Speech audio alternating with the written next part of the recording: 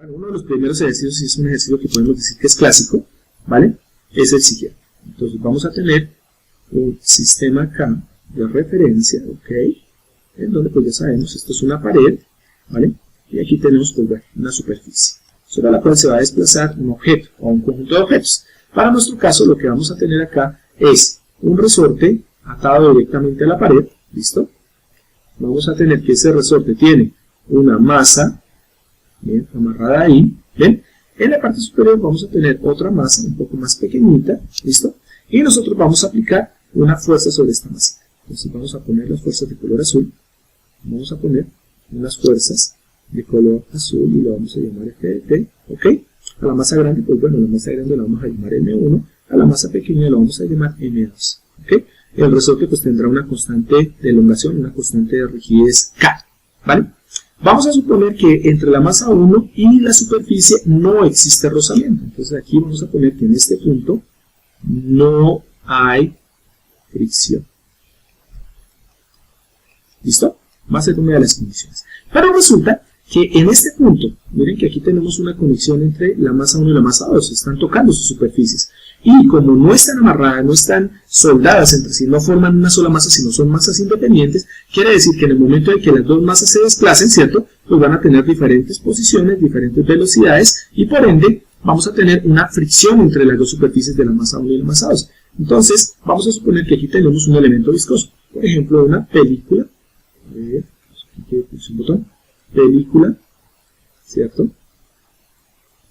Película de aceite. ¿Para qué? Para que nos dé cierta fricción y bueno, también permita que, ojo a esto, el hecho de que tenga aceite no quiere decir que la fricción no exista. No, el hecho de que pongamos entre dos superficies, que se hacen contacto entre sí, dos superficies sólidas, pongamos aceite, no quiere decir que la fricción va a desaparecer. Lo que sí vamos a hacer es disminuir la fricción, pero la fricción va a existir. Lo que pasa también es que cuando nosotros disminuimos esa fricción, garantizamos, ¿cierto?, que en este caso de este ejercicio, el desplazamiento de la masa 1 y de la masa 2 sean distintos. ¿Listo? Por lo tanto, aquí vamos a definir dos tipos de movimiento. Uno sobre la masa 1, otro sobre la masa 2, distintos, precisamente por esta fricción minimizada entre las superficies. ¿Estamos? Además, para que se pueda describir y se pueda entender que la masa 1 y la masa 2 son elementos totalmente distintos, son masas, son cuerpos diferentes. Entonces, bien, ante esto, pues tenemos que hacer una interpretación de lo que significa esta película de aceite. Ya lo dijimos, es un sistema que presenta cierta fricción, disminuye la fricción, pero mantiene cierta fricción. Es una fricción disminuida, pero la mantiene. Y resulta que en los sistemas de fricción, ya lo habíamos comentado en algún momento, ¿cierto? Nosotros tenemos tres formas de interpretación de esas fricciones, o más bien, de esos elementos que presentan ese tipo de comportamiento, ¿no? Lo primero que se puede presentar entre superficies sólidas, que sería el caso de la fricción por rozamiento, ¿listo? O simplemente fricción. Tenemos también un tipo de elemento como tal de, bueno, vamos a ponerle ya el nombre, amortiguamiento, ¿listo? Que se da directamente por elementos viscosos. Entonces ahí tocamos el hecho de que el elemento va a tener o ya sea un fluido tipo aire o un fluido tipo líquido, ¿cierto? Pero vamos a tener, ¿cierto?, un comportamiento de disipación de energía en ese punto, ¿vale? Y bueno, existe otra que es la fricción por Coulomb. Esos son los tres tipos de elementos viscosos que se vienen a presentar. Entonces nosotros siempre logramos llevar, por ejemplo, el caso de la fricción estática, ¿sí?, o la fricción como tal propia entre cuerpos sólidos, lo podemos llevar a una representación similar a la de un amortiguador, ¿vale? Entonces, ahí este ejercicio va a cambiar un poco de tono. ¿Y eso qué significa? Que ahora, pues para poder interpretar este sistema, debo tener en cuenta que me han dicho, hey, hay una fricción, entonces representemos esa fricción como un amortiguamiento. Entonces, volviendo a dibujar un poco y reordenando un poco las gráficas de nuestro sistema, pues vamos a poner otra vez, nuestro resorte no ha sido modificado, sigue estando en la misma posición, ¿listo? Este sistema de masa grande sigue estando amarrado aquí, grandote está amarrado directamente a nuestro resorte, pero ahora la masa pequeña, ¿cierto?, ¿sí?, va a estar conectada a la masa grande a través de un sistema de amortiguamiento que corresponde a la fricción que crea la película de aceite. ¿Listo? Entonces observemos que en el primer diagrama nosotros simplemente con el hecho de ver así por encima el número de elementos que tenemos, porque recordemos muy bien, recordemos que nosotros hablábamos, todo sistema se conforma de componentes. Los componentes, ¿cierto?, tienen por ejemplo, en el caso mecánico, 3 características. Uno puede ser la masa, el otro puede ser un amortiguador, el otro puede ser un resorte. Ya sea desde los sistemas traslacionales o rotacionales, vamos a tener esos 3 tipos de componentes. Pero a su vez, los componentes también se clasifican en tipo A, tipo B, tipo C y tipo D. En donde recordemos que el tipo A es el famoso disipador de energía, que para el caso de los sistemas mecánicos son los amortiguadores. ¿Listo? En el caso de los retardadores de energía, ¿sí?, que son los tipos C, entonces vamos a tener a nuestros queridos amigos los resortes. Los tipo B son los acumuladores de energía por excelencia y en este caso son las masas o inercias, en el caso de rotacional, ¿vale? Y bueno, tenemos los drivers, que son aquellos que generan impulso. En el caso, por ejemplo, de los sistemas mecánicos puede ser, por ejemplo, un motor. ¿Listo? Los generadores de torque. Entonces, chicos, bajo esas condiciones, uno diría, mire, mirando la gráfica de encima, yo tengo solamente 3 componentes, 2 masas y un resorte. ¿Listo? Pero miren la condición que se puso arriba. Se dijo, hey, existe una fricción entre la masa 1 y masa 2, ¿cierto? Que mediante una película de aceite, pues es disminuida, es pequeña, pero esto genera de todas maneras que exista de todas maneras esa fricción. O sea, existe esa viscosidad o ese elemento viscoso que conecta la masa 1 y masa 2, que garantiza que tanto la masa 2 como la masa 1 pues se desplacen en diferentes posiciones, o sea, que se desplacen de manera distinta. Por lo tanto, sus velocidades y sus aceleraciones seguramente serán distintas. Entonces, el hecho de haber puesto esta película de aceite en medio de estas 2 masas obliga a que realmente, ¿cierto?, no tengamos 3 componentes, sino que tengamos 4 componentes. Porque la fricción como tal tengo que también representarla de alguna manera. Miren que en la parte inferior donde está M1, donde dice no hay fricción, que M1 con respecto a la superficie sobre la que se desplaza no hay fricción, pues técnicamente, bueno, como no existe la fricción, ¿sí?, obviamente en el mundo real sí existirá, pero vamos a asumir en este mundo real que no existe, pues no se representa como un amortiguador. ¿Qué pasaría si hubiésemos dicho otra cosa? Si hubiésemos dicho, muchachos, es que resulta que entre M1, vamos a agregar un poquito el dibujo, no es el caso, pero la idea es, oigan, no muchachos, es que resulta que entre M1 y la superficie hay rozamiento. Inmediatamente, ¿cómo tendremos que interpretar ese rozamiento? Si hubiésemos puesto ese rozamiento, inmediatamente como hay un rozamiento entre la superficie y la masa 1, eso se interpreta casi como no casi, se interpretaría como un amortiguador en este punto. ¿Listo? Porque está generando una fuerza contraria al movimiento de la masa 1. ¿Ok? Y entonces observen que las fuerzas de fricción, para el caso de los sistemas mecánicos, ¿listo?, se tienen que simular, se tienen que poner directamente dentro del modelo como amortiguadores. ¿Listo? Esa es una de las cosas que quiero que quede muy, muy clara. Si no hay fricción, si el ejercicio les dice a ustedes no existe la fricción, no hay amortiguador en ese punto. Pero si el ejercicio les dice existe cierta fricción, existe un componente de una película deslizante, existe una película de aceite, existe un papel lija, qué sé yo, se pueden inventar cualquier cosa, pero les dicen a ustedes que existe fricción, inmediatamente asumen esa fricción como un amortiguador. ¿Listo? Eso es lo que quiero que quede claro entre los dos grupos, ¿ok? Porque no recuerdo muy bien si lo dije ayer, me parece que sí, pero lo dije como muy rápido. Entonces la idea básica es esta: fricción se reemplaza directamente por un amortiguador, se pone un amortiguador en ese punto. ¿Listo? Una idea, profe, pero es que el rozamiento que yo estoy viendo acá entre la masa 1 en el dibujo superior, entre la masa 1 y la superficie, es entre la masa 1 y la superficie. Sí, pero la fuerza de fricción, si la masa se desplaza en este sentido, la fuerza de fricción, según la tercera ley de Newton, iría en este sentido. ¿Listo? O sea, no voy a pintar un amortiguador por acá. Eso no tiene sentido. ¿Por qué? Porque el movimiento no se está realizando en el eje Y, se está realizando en el eje horizontal. Entonces, ¿por qué puse el amortiguador atrás? Porque la fuerza de fricción genera una fuerza contraria, una fuerza de reacción, ¿cierto?, al movimiento de nuestra masa. Obviamente, suponiendo que la masa se está desplazando para la derecha, ¿vale? Entonces, bien, ante eso, es para que ustedes se acuerden que las fricciones deben ser, ¿cierto?, reconocidas, deben ser escritas como si fuesen amortiguadores, ¿vale? Pero ese no es el caso de este ejercicio. Entonces, resulta que en este ejercicio nos faltó algo, y lo vamos a poner aquí en blanco. El hecho de que vamos a asumir que la masa 1 se desplaza en este sentido y que la masa 2 se va a desplazar también en este sentido. ¿Ven? Como son dos masas distintas, ¿sí?, y existe este rozamiento en medio de ellas, el desplazamiento no es el mismo. Entonces no puedo asumir que la masa 1 y la masa 2 se mueven igual. Por lo tanto, vamos a decir, hey, se mueven distinto, entonces digamos que el desplazamiento de la masa 1 lo vamos a llamar Y1 de t, y el desplazamiento de la masa 2 lo vamos a llamar Y2 de t. ¿Listo? Van a ser diferentes desplazamientos. Aquí de pronto se ve un poco confuso, porque uno dice, mire, es que Y1 y Y2 están, así la forma en que distribuimos las masas, parece que Y1 y Y2 están como en el mismo sitio, o sea, entre comillas uno visualmente diría son la misma. No. Miremos ahora el gráfico de abajo. Ya teniendo en cuenta que en el gráfico de abajo incluimos la fricción como un amortiguador, ¿listo?, y sabemos dónde carambas pusimos la fuerza, que fue precisamente en nuestra masa 2, aquí es donde está nuestra fuerza, ¿listo?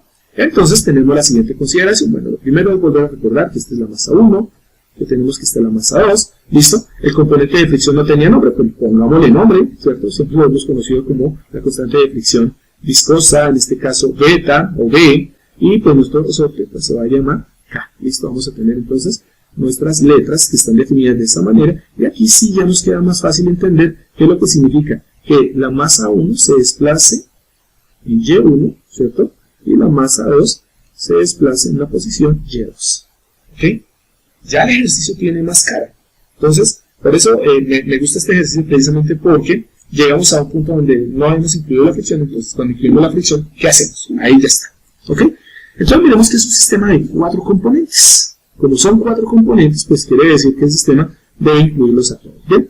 Pero aquí es donde quiero que haya un punto de partida en el análisis. Vamos a interpretar de esta forma, yo creo que la más sencilla, esto es la más fácil de interpretar, y es el hecho de que, recuerden ustedes que en los sistemas mecánicos, cuando hablamos desde el punto de vista de las fuerzas, de las 3 leyes de Newton, ¿cierto? Recuerden ustedes que nos enseñaban en física y nos decían, la sumatoria de fuerzas es igual a 0 en un sistema mecánico, ¿vale?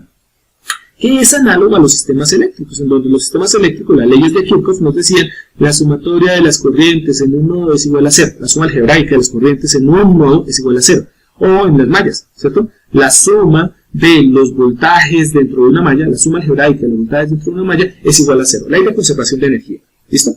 Entonces, en nuestro caso, estamos hablando directamente de fuerzas, ¿listo? Y por lo tanto, la sumatoria de todas las fuerzas en el sistema, ojo a esto, la sumatoria de todas las fuerzas en el sistema mecánico, en el mecanismo, tiene que ser igual a 0.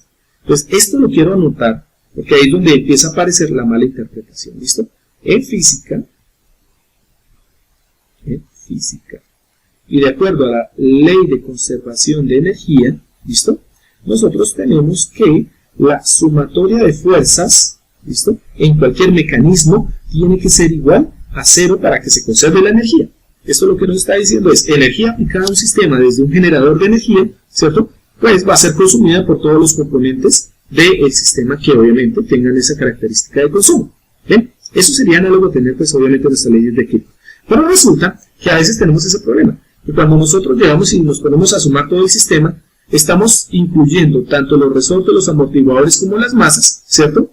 Y lo que debo hacer es describir cómo las fuerzas actúan en cada componente. Entonces me tendría que poner a ver cómo actúan en el resorte, cómo actúan en la masa 1, cómo actúan en el amortiguador y cómo actúan en la masa 2. Entonces tendría que hacer 4 análisis, uno por cada uno de ellos, si llego a utilizar este tipo de criterio.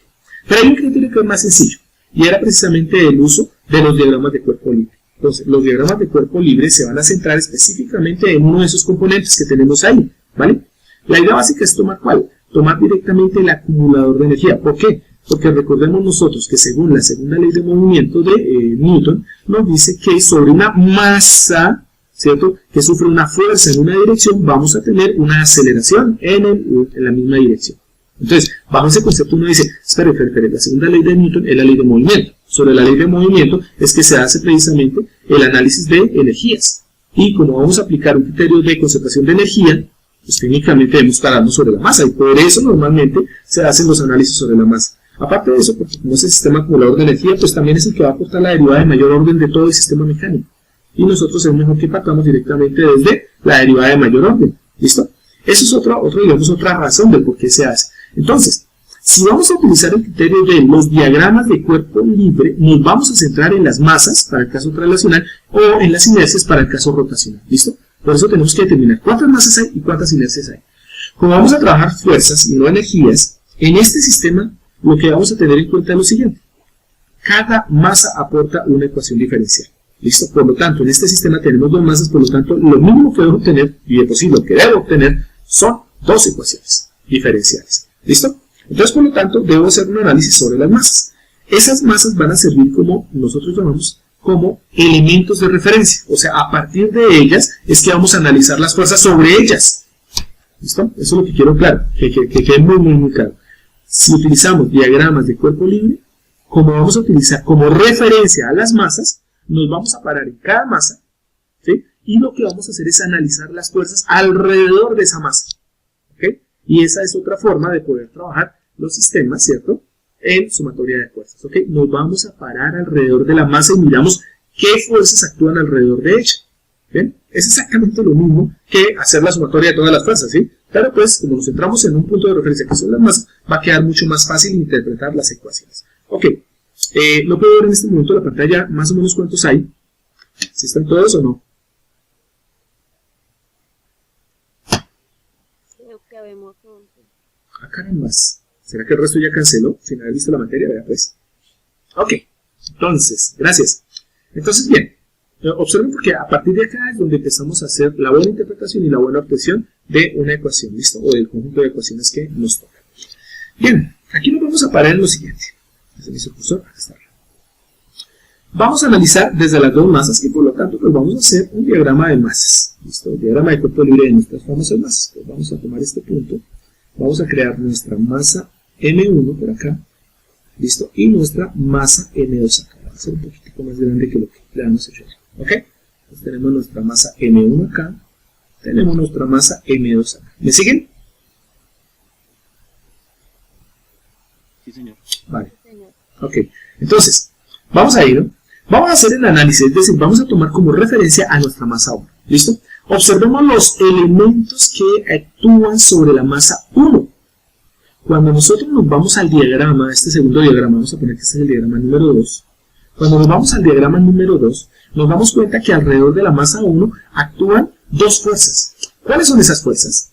Pues las podemos observar. La fuerza D, que tenemos directamente por el lado izquierdo del resorte. ¿Listo? Y la fuerza de nuestro sistema que está por el lado derecho, que se debe a nuestro amortiguador. ¿Ok? Esas son las dos fuerzas. ¿Hay otra más? ¿Hay una externa aplicada? No. La externa aplicada está sobre la masa 2. Entonces, bien, bajo esas condiciones, uno diría, bueno, hay dos, pero uno se puede confundir y decir, no, profe, hay tres porque es que, mire, está el resortico, está nuestro amortiguador y está Y1. No, Y1 es un desplazamiento, ese no se cuenta. Ese hace parte directamente de lo que sería el movimiento de la masa 1 y como la masa 1 es la de referencia, pues Y1 no se cuenta. ¿Listo? Entonces, los elementos que estén interconectados a la masa, todos ellos son los que se van a incluir en los diagramas de fuerza. Entonces, bien, ¿cuáles serían los diagramas de fuerza? Si yo desplazo la masa 1 hacia la derecha, ¿cierto? Según lo que dice acá la gráfica de Y1, lo desplazo hacia la derecha, analicemos el resorte. En el resorte nosotros tenemos que dicho resorte está conectado en este extremo, es decir, está totalmente anclado, está quieto, no tiene posibilidad de movimiento, y por este lado está libre. ¿Ok? Entonces, ¿qué ocurre? Si nosotros estiramos nuestro resorte, aquí vamos a hacer un cambio de paradigma, del ejemplo que estábamos utilizando antes. ¿Listo? Porque es que allá tuvimos un inconveniente y es que a veces siempre terminan asociando, y ese es un bonito error que vamos a tratar de eliminar, siempre se termina asociando el hecho de que si un resorte se estira es positivo, ¿sí? O sea, se toma la ecuación K por X o K por Y se toma positiva, y si se contrae es negativo. Entonces, vuelvo y lo repito, el problema es la naturaleza del resorte, porque el resorte puede ser de dos formas, o puede ser de torsión, o puede ser, puede ser de extensión, o puede ser de compresión, tensión o compresión, ya los vimos. Entonces ahí es donde normalmente la gran mayoría se equivoca porque siempre piensa, si el resorte se achica es negativo, si el resorte se agranda es positivo, y entonces ahí es donde hemos llegado a problemas con la interpretación de la gran mayoría de estudiantes. No todos, algunos han tratado de interpretar el hecho de deformación, no deformación, pero creo que ahí es donde estamos con el error. Entonces vamos a asumir directamente por diagramas de fuerzas como nos han enseñado la física. Entonces bien, si yo tengo mi masa 1, aquí no nos va a importar directamente si el resorte se estira o se contrae, no nos importa para nada, ¿ok? Lo que yo quiero saber es lo siguiente, si yo muevo la masa 1 hacia la derecha, ¿cuál debería ser la acción del resorte sobre la masa? ¿Ustedes creen que el resorte ayuda a empujar la masa en la dirección Y1? ¿O el resorte más bien se opone a la dirección del movimiento de la masa 1 cuando yo la muevo? En el mundo real, si yo tomo esa masa y la jalo, el resorte la va a jalar en sentido contrario, ¿cierto? ¿Qué dicen ustedes? Estamos manejando la lógica. ¿Sí o no? Si yo tiro esa masa que está ahí en la gráfica, ¿alguien iba a hablar? Pues sí, el resorte iría opuesto a la masa, ¿no? Exactamente, al movimiento de la masa, porque el resorte trata de oponerse a ese movimiento, ¿cierto? Entonces, ¿cómo dibujaríamos esa fuerza en ese resorte? Pues para nuestro caso, como la masa se está desplazando en este sentido, el resorte está obligando a generar una fuerza contraria, porque él está tratando de recuperarse. Lo estoy deformando, lo estoy estirando, ¿cierto? Y el resorte se va a tratar de recuperar. Entonces, si la masa se mueve hacia la derecha, el resorte trata de tirar la masa 1 hacia la izquierda. Por lo tanto, vamos a poner esa fuerza en ese sentido. El resorte, que lo vamos a llamar aquí el resorte F sub K, y ahora voy a utilizar otra nomenclatura, ¿listo? El resorte, la fuerza del resorte será en el sentido contrario al desplazamiento de nuestra masa. Nuestra masa se está desplazando para allá. ¿Listo? Y una vez pongamos el de M2 que también se está desplazando hacia allá. ¿Listo? Entonces, bien, el resorte está generando fuerza contraria. ¿Listo? Recordemos muy bien que estamos aplicando la fuerza sobre la masa 2, ¿no? Entonces, ponemos la fuerza por aquí para que no se nos olvide. La masa 1 como tal está interactuando con la masa 2. ¿Ok? ¿Cuál es el otro elemento que está interconectando? O más bien, ¿cuál es el otro elemento que tenemos en la masa 1? Pues en la masa 1, voy a borrar un momentito de esto, esta flecha no sirve. ¿Listo? En la masa 1 vemos que tenemos por el otro lado a nuestro amigo el amortiguador. Perdón. ¿Listo? ¿Qué es lo que ocurre acá? El caso del amortiguador ya cambia. ¿Listo? No lo puedo analizar como hicimos con el resorte. ¿Por qué? Porque es que resulta que el amortiguador no está anclado, no está fijo, ¿cierto?, en sus extremos, sino que tiene la posibilidad de movimiento.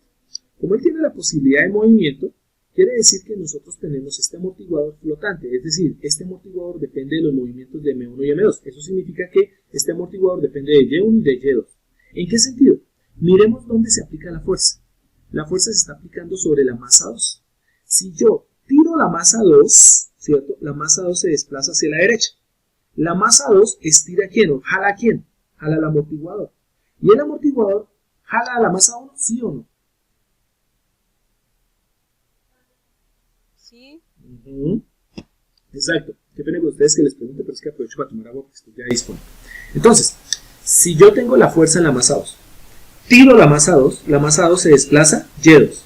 Pero al mover la masa 2 arrastra al amortiguador. Y al mover el amortiguador arrastra a la masa 1. Por lo tanto, ¿cuál debería ser el vector de fuerza sobre la masa 1 debido al amortiguador? ¿Iría hacia la masa o saldría de la masa? ¿Qué dicen ustedes? Sale de la masa. Exactamente, jalaría la masa, muy bien. Y en este caso tendríamos a nuestra fuerza de nuestro resorte, de nuestro amortiguador. Por tanto, lo vamos a llamar la fuerza de nuestro amortiguador beta. ¿Hay más fuerzas ahí? No hay más fuerzas. ¿Listo? Uno diría, profe, falta la fuerza de la masa. No, porque ya vamos a hacer otra interpretación para que se pueda entender. ¿Listo? Entonces tenemos solo esas dos fuerzas externas a la masa 1. ¿Se acabó? Perfecto. Vámonos para la masa 2. Entonces nos paramos en la masa 2, sabemos que la masa 2 tiene una fuerza aplicada externa. Eso significa que la ecuación diferencial de la masa 2 debe llevar a f de t. Está ahí, mírenla. ¿Ven? Entonces, como la masa 2 tiene una fuerza, pues ella se va a desplazar directamente, ¿cierto?, en Y2. ¿Ok? O sea, se va a desplazar la posición de Y2. ¿Vale? ¿Qué más elementos interactúan aparte de la fuerza externa de f de t? Ah, ya tenemos a nuestro amortiguador. ¿Ok?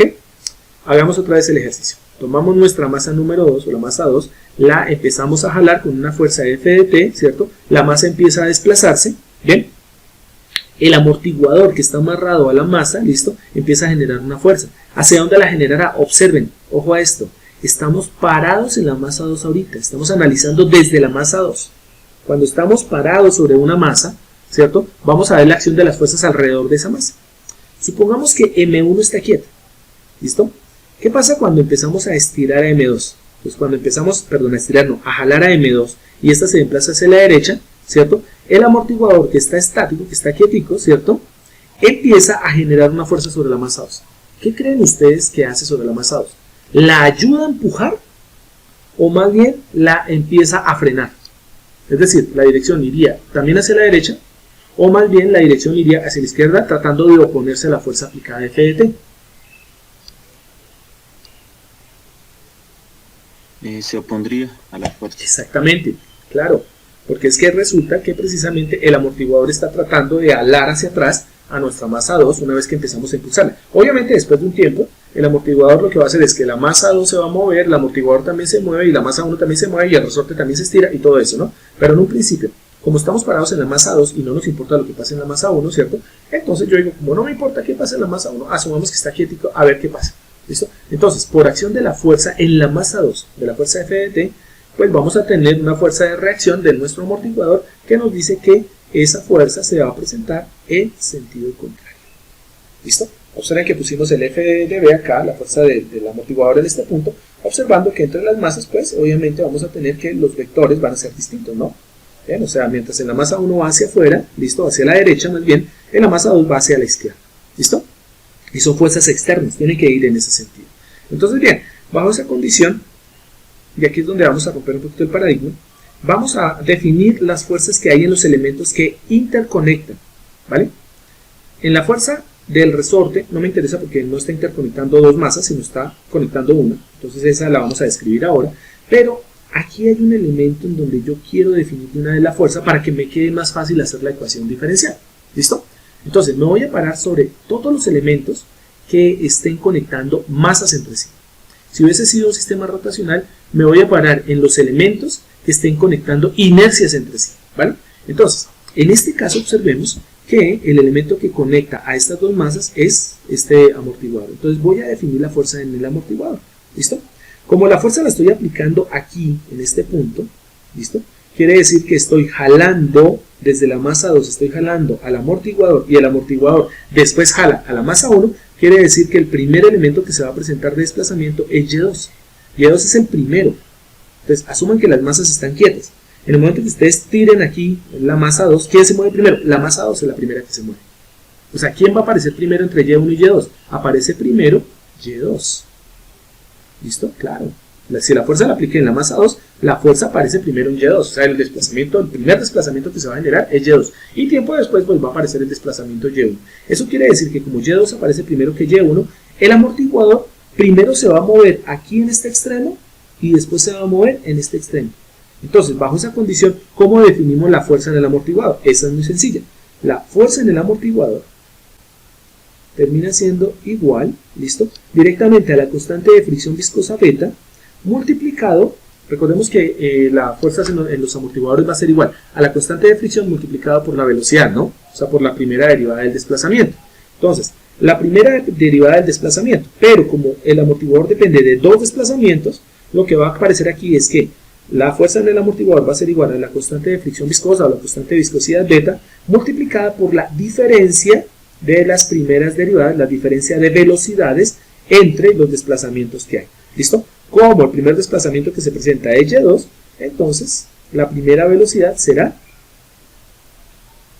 de Y2 con respecto a dt. Menos la otra velocidad que se va a presentar, pues es Y1. Entonces, por lo tanto, tendremos menos de Y1 con respecto a dt. ¿Listo? Eso es lo que va a pasar en los elementos flotantes. Vamos a tomarlo o a interpretarlo de esa manera. En los elementos flotantes siempre vamos a tener que, si el elemento flotante o el elemento que interconecta dos masas es un resorte, entonces la fuerza sobre ese resorte va a ser igual a ¿quién? Va a ser igual a K por la diferencia de los desplazamientos en los extremos del resorte. ¿Vale? Si tenemos un amortiguador, que este es el caso, entonces la fuerza sobre dicho amortiguador va a ser igual a la constante de fricción o la constante de viscosidad multiplicado por la diferencia de las velocidades en los extremos de dicho amortiguador. ¿Vale? Pero recuerden, hay una dependencia de dónde está aplicado la fuerza. Es muy diferente haber aplicado la fuerza en M2 que haberla aplicado en M1. Entonces, ¿quién nos define directamente quién empieza primero? Si es Y2 menos Y1 o Y1 menos Y2, ¿cierto? Nos define la masa que tenga la fuerza aplicada, ¿sí? Porque en donde se aplica la fuerza va a aparecer primero el movimiento. Bien, vamos a consideración entonces, ya podemos ensamblar nuestras ecuaciones. Entonces, vamos a armar la ecuación diferencial, ¿listo? Para nuestra masa 1. ¿Ok?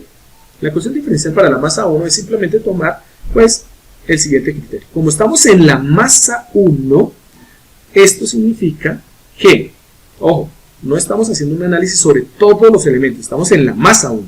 Eso quiere decir que la sumatoria de fuerzas en el sistema tiene que ser igual, ¿cierto?, a lo que sería la fuerza en dicha masa. ¿Qué significa? Como estoy parado en la masa 1, estoy ahí tomándolo como punto de referencia y estoy mirando cuáles son las fuerzas que interactúan afuera, lo que va en la sumatoria son todas las fuerzas que están interactuando con la fuerza de la masa. Eso es lo que significa esta ecuación. ¿Listo? toda la sumatoria de fuerzas que interactúen alrededor de una masa tiene que ser igual a la fuerza aplicada sobre la masa. Porque esas fuerzas externas son las que obligan a que la masa se mueva. ¿Listo? Bajo esa condición es mucho más sencillo, porque como estamos tomando como referencia M1, entonces ya no puedo tomar la ecuación de la sumatoria total va a darnos 0. No, parémonos y digamos, todas las fuerzas que actúan sobre la masa M, bueno en este caso sería M1, todas las fuerzas que actúan sobre la masa M1 tienen que tener una sumatoria de fuerzas externas para que esa masa se desplace. ¿Listo? O se mueva como tal. Entonces, bajo esa consideración es mucho más sencillo armar nuestra ecuación diferencial. ¿Por qué? Porque resulta que la ecuación diferencial entonces termina siendo, miremos cuáles son las fuerzas que se están sumando alrededor de la masa 1. Entonces, bajamos hasta la masa 1, miramos el desplazamiento. Vamos a tomar y vamos a asumir siempre que la dirección del desplazamiento de la masa, ¿cierto?, va a ser positiva. Y todas las fuerzas externas que vayan en la misma dirección van a ser positivas. ¿Listo? Si existen fuerzas que vayan en dirección contraria, ¿listo?, a la dirección del desplazamiento de esa masa que estamos analizando, que en este caso la masa 1, entonces se ponen negativas en esta parte, acá, donde tengo la sumatoria de fuerzas. ¿Listo? Entonces, ¿cómo queda esto? ¿Cuántas fuerzas hay alrededor de la masa 1? Hay dos. Está F en el resorte, la fuerza en el resorte, está nuestra fuerza en el amortiguador. ¿Listo? Entonces, ¿cómo quedaría la sumatoria? ¿Cómo es la fuerza en el amortiguador? Pues, ¿qué dirección tiene la fuerza en el amortiguador? La fuerza en el amortiguador tiene la misma dirección del desplazamiento de la masa, es decir, de Y1. Como tiene la misma dirección, entonces es positivo. Entonces vamos a poner aquí que la sumatoria de fuerzas se convierte en la fuerza en el amortiguador positiva. ¿Listo? Miramos si hay otras fuerzas que interactúen y que vayan en la misma dirección. No hay más.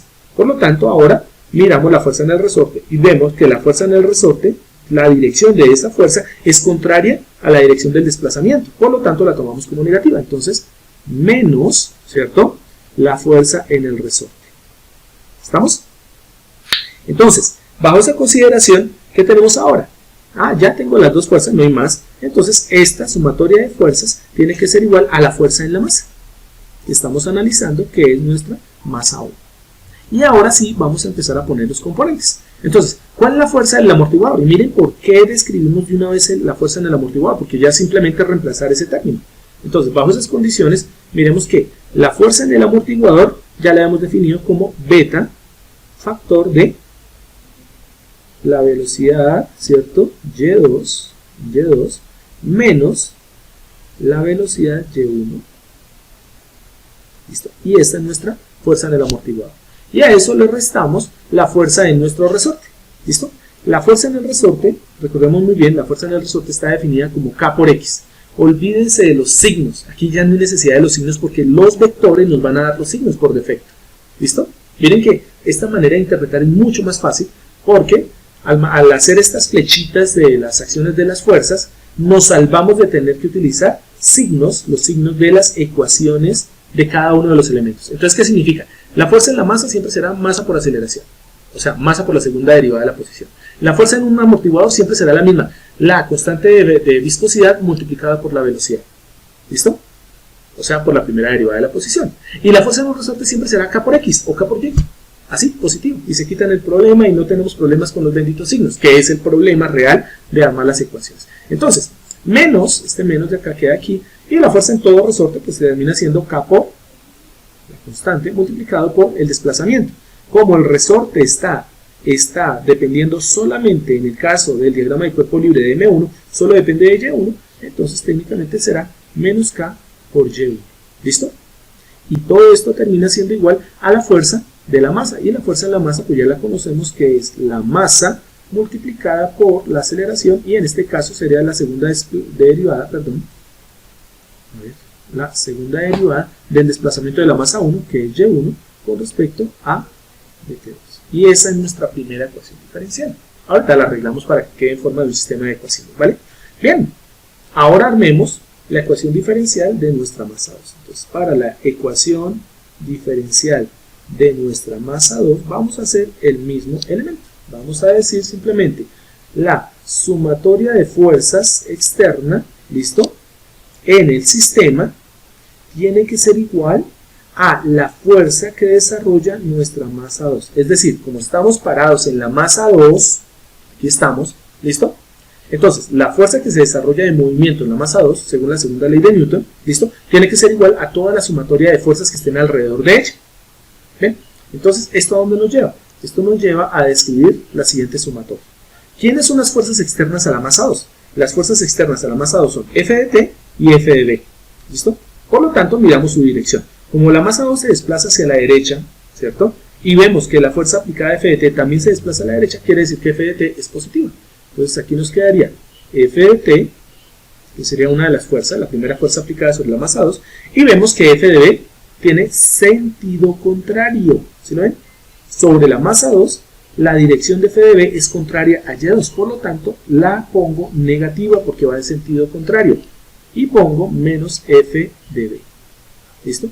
¿Hay más fuerzas interactuando? No hay más, y entonces eso queda igualado a la fuerza de la masa 2. La fuerza acumulada en la masa 2 va a ser igual a la sumatoria de fuerzas externas alrededor de dicha masa. ¿Ok? Entonces vamos a borrar este asterisco.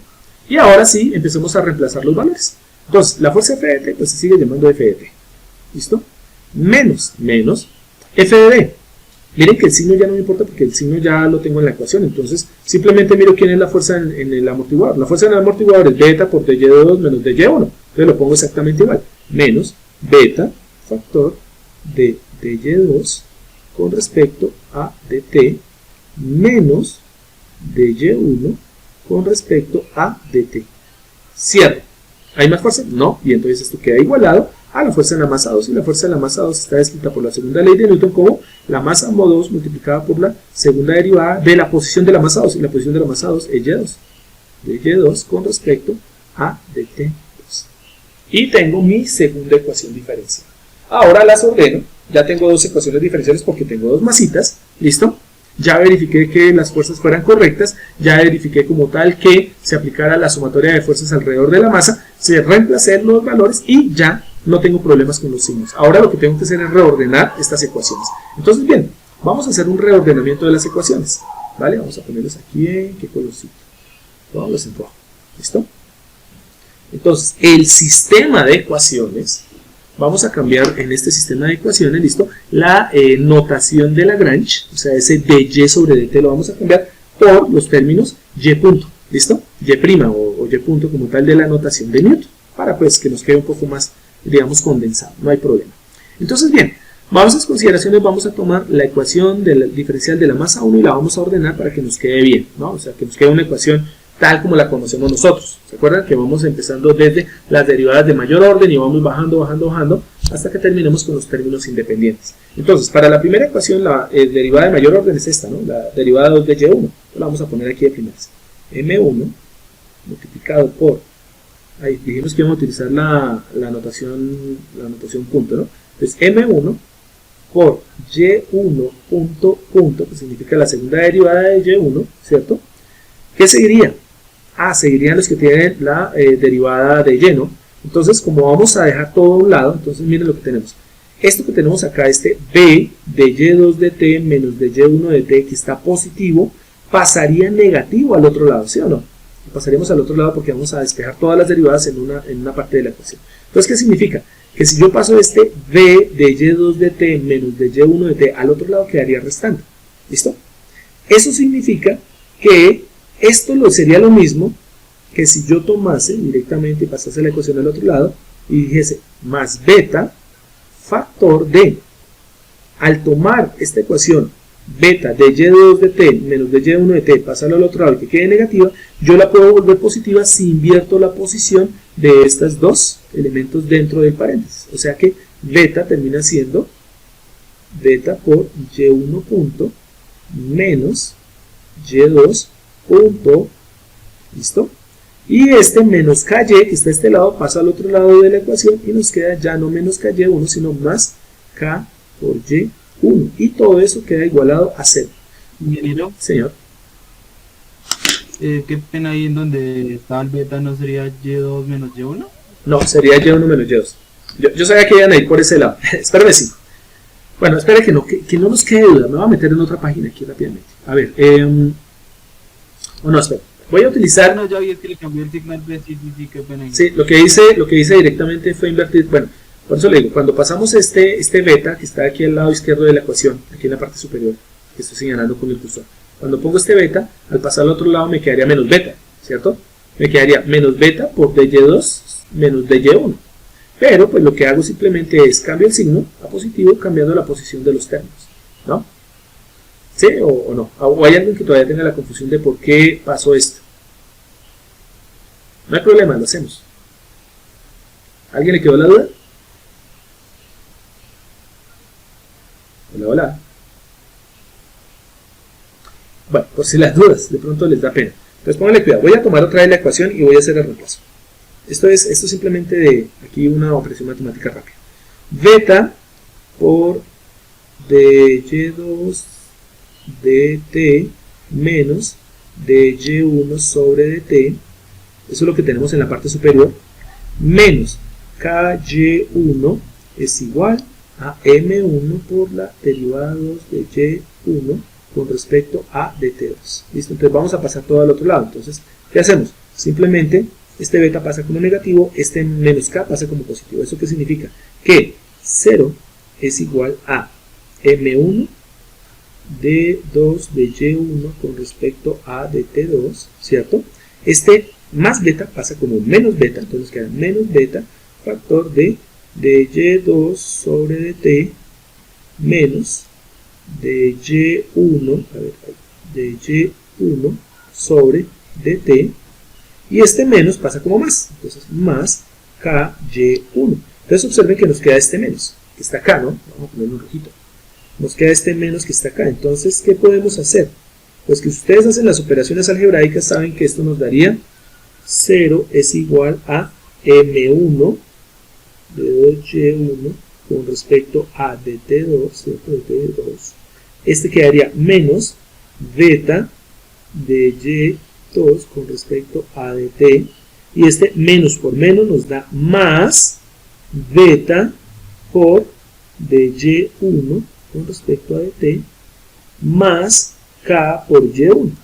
¿Listo? Entonces observen ahora cómo quedó la posición. Miren que nos quedó menos beta de y2 más beta de y1. Entonces si hacemos una factorización, nos damos cuenta que al factorizar el término más beta de y1, y1 queda positivo y de y2 queda negativo. Entonces, ¿qué va a pasar? Pues que quedan al revés en estas posiciones. ¿Listo? Entonces si yo tomo el beta positivo, lo que va a pasar es directamente que para que no nos queda menos beta factor de esta diferencia, lo que hacemos es simplemente tomar más beta, ¿cierto? Y lo que hacemos es invertir como tal la posición de los dos términos, de y1 y de y2, porque eso sale acá, miren. Está aquí el más beta de y1 queda positivo y el menos beta de y2 queda negativo. Entonces queda lo mismo que decir de y1 menos de y2, que fue lo que acabamos de poner acá. ¿Listo? Es pura álgebra, muchachos. Bien, vamos a poner un borrador grandote. No le haya quedado claro, ¿no? Bien, entonces bien, ya tenemos la primera ecuación diferencial, estamos explicando en rojo. No, ya quedó perfecta. Y ahora vamos a ordenar esta ecuación diferencial, la número 2. Entonces tenemos que la ecuación diferencial número 2 es m2, ¿cierto? y2 punto. Los otros términos son, aquí están, miren, están en de y, entonces sería, pero este sí está fácil, porque este pasa al otro lado, miren. Aquí dice menos beta de y2 menos de y1, pasa al otro lado, entonces nos quedaría más beta, pues queda igual, más beta, pero mire que nos queda y2 punto menos y1 punto. ¿Listo? No hay términos en K, por lo tanto esto queda igualado a f de t. Y hemos acabado con la representación del sistema, ¿cierto? De doble masa, así como se implementó, y esas son las ecuaciones diferenciales de ese sistema. Bien, el siguiente ejercicio simplemente toma un sistema de la siguiente forma. Entonces tenemos aquí una pared, tenemos por acá otra pared, ¿listo? Entonces lo que vamos a tener es un sistema metido ahí como dentro de un pozo, una cosa así toda loca, ¿vale? Y consta de dos masas amarradas a través de tres resortes. Entonces vamos a tener por aquí nuestra masa 1, aquí vamos a tener nuestra masa 2, ¿listo? Y vamos a tener entre la masa 1 y la pared de la izquierda un resorte, entre la masa 1 y la masa 2 otro resorte, y entre la masa 2 y la otra pared otro resorte. ¿Listo? Me disculpan ahí el dibujito, es para acelerar un poco el tema. Entonces, ¿qué vamos a tener acá? Vamos a tener directamente una masa, vamos a llamarla la masa 1, esto le llamamos la masa 2, ¿cierto? Y como hay 3 resortes, pues pongámosle nombres K1, K2 y K3. ¿Por qué me gusta este ejercicio? Me gusta bastante por el hecho de que estamos poniendo el sistema, obsérvenlo, estamos poniendo el sistema encerrado, es decir, que los elementos extremos, ¿listo? Que en este caso serían K1 y K3, ¿cierto? Se encuentran totalmente inmóviles en uno de sus extremos. O sea, técnicamente tenemos 2 anclajes acá. Este también es muy interesante porque resulta que es muy parecido al concepto que se requiere para poder modelar un acelerómetro. Un acelerómetro está encerrado dentro de una cápsula. Entonces, ¿qué es? Es una pequeña masita, ¿listo? Que tiene unos elementos de tipo muelles, una especie de resorticos, ¿listo? En donde la idea básica es que los resortes sostengan a esa masa. En el momento en que todo el componente externo del acelerómetro empiece a vibrar, la gracia es que los elementos que están dentro, es decir, las masas vibren también, ¿listo? Pero los resortes sostengan a las masas y eviten que las masas se desplacen. Es decir, si el acelerómetro no se mueve, los resortes ubican de nuevo a la masa en el punto inicial, en un punto cero. Pero en el momento que el sistema empieza a moverse, la idea básica es que los resortes, ¿cierto? Pues obviamente sean retardadores del movimiento de la masa, mantengan un sistema, mantengan una oscilación, permitan la lectura, pero eviten que la masa se salga. Eso es lo que significa K1 y K3 en este ejercicio. K1 y K3 como lo que obligan es que, a menos en el momento en que cese una fuerza aplicada sobre el sistema, ¿listo? Los resortes M1, M2, las masas M1, M2 y el resorte K2 vuelvan a su posición inicial. ¿Listo? Eso es bien interesante porque así funcionan los acelerómetros. Entonces, bien, esta es una especie de acelerómetro, más o menos parecido a un acelerómetro. Bueno, aquí vamos a definir de una vez los sistemas, ¿no? Bueno, vamos a asumir que sobre la masa 2 vamos a poner nuestra fuerza y que la fuerza va a ir en esta dirección.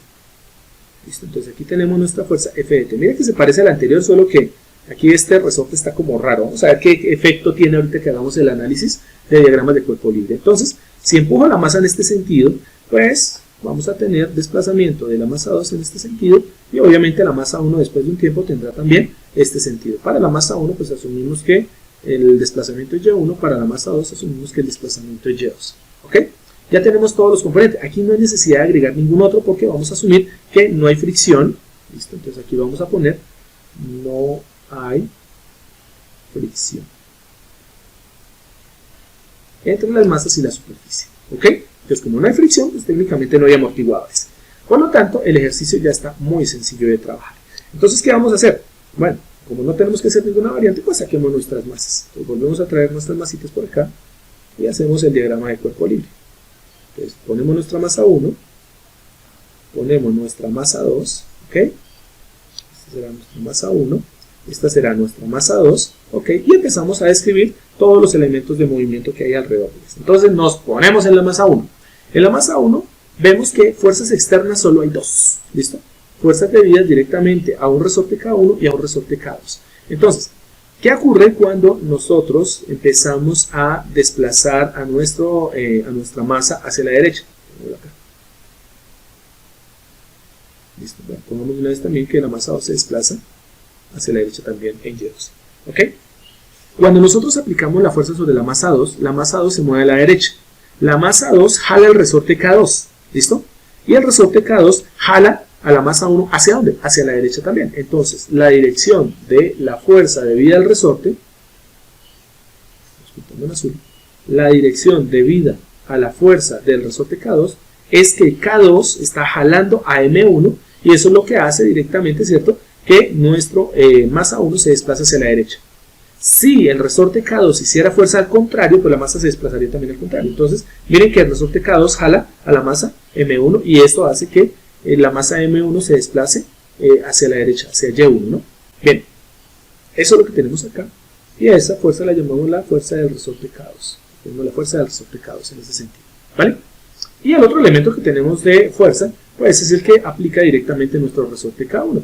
Entonces, en el momento en que nosotros tengamos que la masa 1 se empieza a desplazar hacia la derecha y por el efecto de que K1 está anclado en nuestros extremos, pues sabemos que K1 va a tratar de oponerse al movimiento de la masa 1.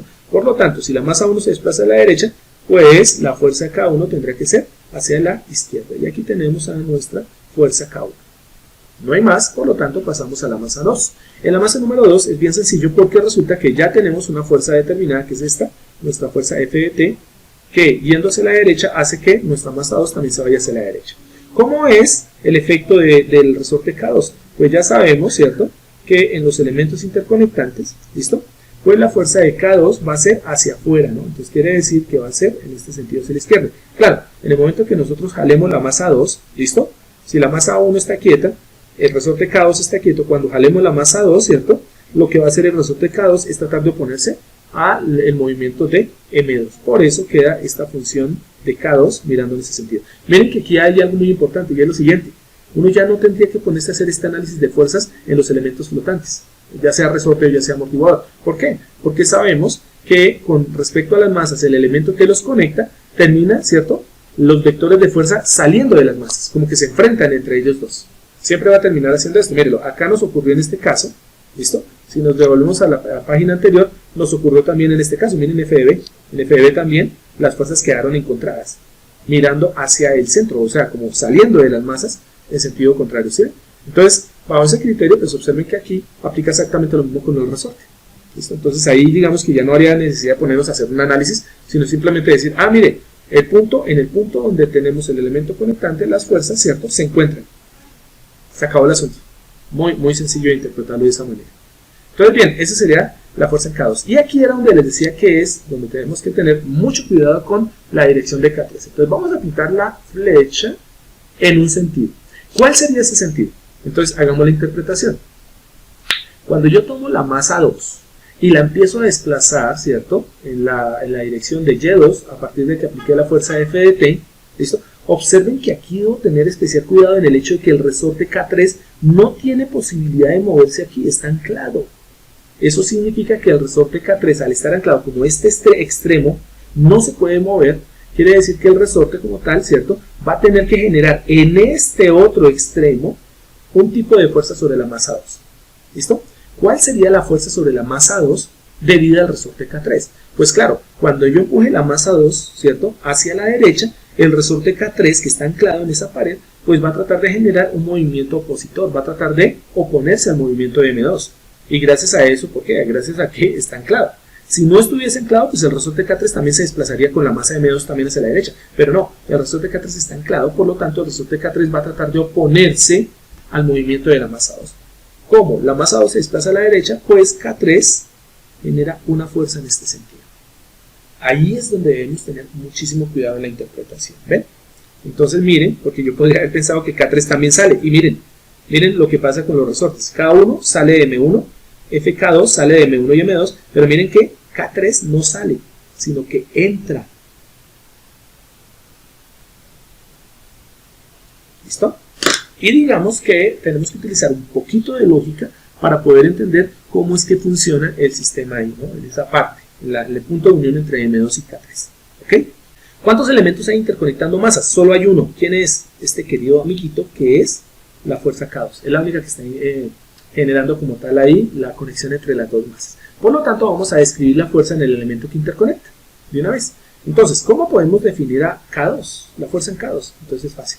La fuerza en el resorte K2 tiene que ser igual, pues, a la constante de elongación de dicho resorte, que sería pues K2, ¿no? ¿Ven? Y como este resorte se encuentra dependiente de dos movimientos, quiere decir que debe aparecer obviamente la diferencia entre esos dos movimientos. Recordemos que en este caso es un resorte. Como es un resorte, los resortes no dependen de las velocidades, no dependen de las aceleraciones, sino dependen de los desplazamientos. Nos vamos a mirar dónde está aplicada la fuerza F de T. Entonces, la fuerza F de T está sobre la masa 2. Como la fuerza F de T está sobre la masa 2, entonces el primer desplazamiento al aplicar la fuerza F de T va a ser primero Y2 antes que Y1. Por lo tanto, como Y2 se va a presentar primero, el elemento que debe aparecer aquí primero en esta diferencia es Y2. ¿Listo? Y a Y2 le restamos directamente el segundo movimiento que se genera tiempo después, que es Y1. Profe, ¿y qué hubiese pasado si hubiésemos puesto la fuerza en la masa 1? Pues entonces que nos hubiese quedado que la masa 1, el primer movimiento que se ejecuta, ¿quién es? Y1, ¿cierto? Después se ejecutaría Y2 y por lo tanto, si la fuerza hubiese sido aplicada en la masa 1, la fuerza en el resorte hubiese sido K2, Y1 menos Y2. ¿Listo? Eso lo dejamos claro en el ejercicio anterior. Pues como la fuerza F de T está aplicada en la masa 2, primero, al aplicar la fuerza, el primero que se va a desplazar es Y2. El primer elemento, el primer desplazamiento que se va a presentar es Y2 y después se presentará Y1. ¿Listo? Y por ende, por eso queda Y2 menos Y1. ¿Listo? Bien, ahora ya es simplemente aplicar lo que ya aprendimos. Bueno, la ecuación diferencial de la masa 1, pues directamente se arma con el criterio de que la sumatoria de fuerzas alrededor de la masa 1 tiene que ser igual a la fuerza que se genera o se ejerce directamente sobre la masa 1. ¿Listo? Sumatoria de fuerzas alrededor de M1 tiene que ser igual a la fuerza que se tiene en la masa 1, la fuerza de desplazamiento. ¿Listo? Entonces eso nos lleva a la primera ecuación diferencial en donde dice cuáles son las fuerzas que se generan alrededor de M1. Entonces vamos a M1 y vemos que tiene dos fuerzas. ¿Quiénes son? F de K2, F de K1. Miramos la dirección de M1, ¿hacia dónde se mueve? El M1 se mueve a la derecha y vemos que F de K2 también se mueve a la derecha. Por lo tanto quiere decir que como tienen el mismo sentido, F de K2 es positiva. Pero F de K1 se mueve en sentido contrario, entonces F de K1 es negativa. Por lo tanto, la ecuación de la sumatoria de fuerzas nos queda específicamente F de K2, que se mueve en la misma dirección Y1, menos la fuerza K1, que se mueve en sentido contrario. Y esto termina siendo igual a la fuerza aplicada en la masa, que es la fuerza de M. ¿Listo? Ya, si despejamos cada una de las ecuaciones, vemos que F de K2, que es esta componente que tenemos acá, pues termina siendo ¿quién? K2, factor de Y2 menos Y1, porque ya hemos definido esa fuerza. ¿Listo? Eso es F de K2 menos, perdón, F de K1. ¿Y F de K1 quién es? F de K1 es pues, la fuerza sobre el resorte 1, que sería K1 por Y1. Sería menos K1 por Y1. Y eso termina siendo igual a la fuerza en la masa 1, que sería la masa 1 multiplicada por la segunda derivada de la posición de la masa 1, que se llama Y1, con respecto a dt2. Ahí tenemos la primera ecuación diferencial. ¿Listo? ¿Cuál sería nuestra segunda ecuación diferencial? Entonces la ecuación diferencial, vamos a ensamblarla para la masa 2, pues termina siendo, ¿quién? La sumatoria de fuerzas, ¿cierto? En M2, pues tiene que ser igual a la fuerza que está en M2. Las fuerzas alrededor de la masa 2, pues tiene que ser igual a la fuerza que se genera en la masa 2. Y eso significa que vamos a mirar quiénes son las fuerzas alrededor de la masa 2. Entonces observamos que en la masa 2 hay tres fuerzas. ¿Sí las ven? Está la del resorte K2, está la del resorte K3 y está la fuerza aplicada F de T. Por lo tanto, vamos a sumar esas tres. Entonces, bien, observamos el desplazamiento de la masa 2 que va hacia la derecha. Todo lo que vaya hacia la derecha es positivo y lo que vaya hacia la izquierda pues será negativo. Vemos que el único elemento que va a la derecha, ¿quién es? Es la fuerza F de T. Entonces tenemos que F de T y las otras fuerzas van al revés. Entonces F de T menos F de K2 menos F de K3, ¿cierto? Termina siendo igual a la fuerza sobre la masa 2, que es F de M2. ¿Listo? Si ya reemplazamos cada uno de los valores, ¿bien? Entonces tenemos que la fuerza F de T pues sigue siendo F de T, ¿no? Menos, aquí ya no me preocupo por signos, simplemente voy y busco la fórmula de la fuerza en K2. ¿Cuál es la fórmula de la fuerza en K2? K2 factor de Y2 menos Y1, cierro. ¿Y quién es la fuerza en el resorte K3? Pues, bueno, pongo el menos, que viene aquí de la ecuación, ¿cierto? Y la fuerza en el resorte K3, pues termina siendo K3, ¿cierto? Por Y2, porque K3 se desplaza en el movimiento de Y2, pues está conectado a la masa 2, ¿listo? Y eso termina siendo igual a la masa 2 multiplicada por la segunda derivada del cambio de posición de la masa 2, que es Y2 con respecto a dt2. Y si nos llevamos eso directamente a lo que sería ya el arreglo del sistema de ecuaciones, me quedo chupa esta raya, pues el sistema de ecuaciones me queda de la siguiente forma, y utilizando obviamente la notación punto, la notación de Newton. Entonces, para el primer caso tendríamos M1 por la segunda derivada de Y1, ¿no? Entonces tendríamos M1 por la segunda derivada de Y1. ¿Listo? Aquí la ventaja que tenemos es que tenemos solo resortes, entonces queda muy fácil hacer esto, ¿no? Este K2, con esta diferencia, este K2 está positivo, ¿no? Entonces K2, Y2 menos Y1, al pasar al otro lado de la ecuación, pues nos quedaría también K2, solo que invertimos, la posición de Y2 y Y1. Por lo tanto, para dejar positivo el término K2, nos quedaría más K2 factor, ¿listo? ¿De quién? Como aquí en la ecuación tenemos Y2 menos Y1, pues aquí para que siga manteniéndose positivo, pues quedará Y1 menos Y2. Y cierro. Y K1 Y1 negativo, al pasar al otro lado queda positivo, por lo tanto nos quedaría más K1 Y1 termina siendo igual a 0, porque no hay fuerzas externas aplicadas ahí. Fuerzas diferentes a la de los elementos que interactúan. ¿Listo? Y pues para el caso 2 está muy sencillo porque nos tenemos que M2 por Y2 punto, la segunda derivada de Y2, ¿cierto? Y a ver, este K2 está negativo, entonces pasa a positivo y no se invierte absolutamente ninguna posición, por lo tanto nos quedaría más K2 factor de Y2 menos Y1, ¿cierto? Y el menos K3Y2 pues queda más K3Y2, no hay más fuerzas, y eso queda igual a la fuerza externa F de T aplicada. Realmente la conclusión que llega uno es que los elementos que interconectan, por ejemplo este K2 que se está interconectando, observe que están relacionados en las dos ecuaciones diferenciales, aquí en rojo. Miren que en la parte de arriba K2 está relacionado como Y1 menos Y2, mientras que en la parte de abajo K2 es Y2 menos Y1. ¿Sí ven? Manteniendo K2 positivo, mire que lo que pasa es que hay una inversión en la diferencia como tal, en los elementos que cumplen la diferencia. Mientras arriba es Y1 menos Y2, abajo queda Y2 menos Y1. Miremos a ver si aplica también para este. Si nos damos cuenta aquí, también pasó lo mismo, ¿sí ven? En este caso para el amortiguador, mientras en la primera ecuación diferencial nos quedó la derivada de Y1 menos la derivada de Y2, en la segunda ecuación diferencial quedó al contrario. ¿Listo? Entonces a veces, ¿qué pasa? Que a veces nos quedan iguales. Y eso no tiene sentido porque es que estamos hablando de dos elementos de masa que están en partes contrarias, o sea, están a los lados opuestos del sistema de amortiguador o del sistema de resorte. Entonces, bajo ese criterio es de que uno normalmente termina confundiéndose. Entonces, me parece que este método es mucho más sencillo. Vamos a aplicarlo a un ejercicio rotacional. Vamos a ver dónde está mi cuaderno.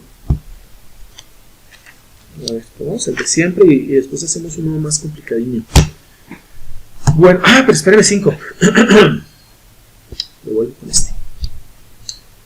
Hay algo que vimos en la clase anterior, ¿listo? Y es que nosotros podemos hacer una representación en forma matricial de digamos, los sistemas ya puestos en forma de ecuación diferencial. Miren que lo que tenemos acá es un sistema de ecuaciones, ¿cierto? En donde lo que tenemos que es, tenemos dos incógnitas, ¿cierto? Con dos ecuaciones. Se supone que en los sistemas de ecuaciones yo puedo armar directamente matrices, o sea, una representación matricial de mi sistema, ¿ok? Entonces vamos a determinar variables. Entonces ustedes observan que aquí tenemos variables, mírenlo. Aquí tenemos variables y punto. Aquí tenemos variables y punto, aquí hay dos. ¿Les ven? Y punto. Y aquí hay variables y sin punto. ¿Listo? Eso quiere decir que voy a tener que armar tres elementos matriciales para cada uno de los elementos variables que aparecen acá. Uno dirá, profe, pero es que hay varios elementos variables, porque mire, está y1, está y1 punto y está y1 punto. Entonces serían tres variables, más otras tres aquí abajo, eso darían 6, y el sistema no será resoluble. No, porque es que la idea es, si solucionamos a y1, ¿cierto? O si encontramos una función matemática, una ecuación matemática, que sea directamente la solución y1, por derivación encontramos a y1 punto. Y por otra derivación encontramos a y1 punto. O sea, realmente sí hay solo dos variables, y1 y y2. Entonces, bien, bajo esas condiciones, ¿cómo ensamblaríamos el sistema? Entonces, vamos a ensamblar el sistema para el primer conjunto de elementos variables que son las segundas derivadas, ¿listo? Y vemos que simplemente tenemos estos dos elementos, M1 y M2. M1 debe aparecer multiplicando a Y1 punto solo en la primera ecuación. Y M2 debe aparecer multiplicando a Y2 punto solo en la segunda ecuación. Entonces eso significa que las dos filas de la primera matriz tienen que tener ceros para evitar que aparezca Y2 en la primera ecuación o Y1 punto en la segunda ecuación. Entonces, como hay dos variables, dos ecuaciones, las matrices que voy a poner o implementar son 2 por 2. Entonces, primera matriz, una matriz de 2 por 2, que hay dos variables con dos incógnitas, ¿listo? Y esa va a quedar multiplicado directamente por los elementos que están directamente relacionados. En este caso voy a relacionar las segundas derivadas, ¿no? Entonces, para este caso, voy a relacionar elementos matriciales, ¿cierto? En Y1 punto y en Y2 punto. ¿Cómo los obtengo? Pues fácil.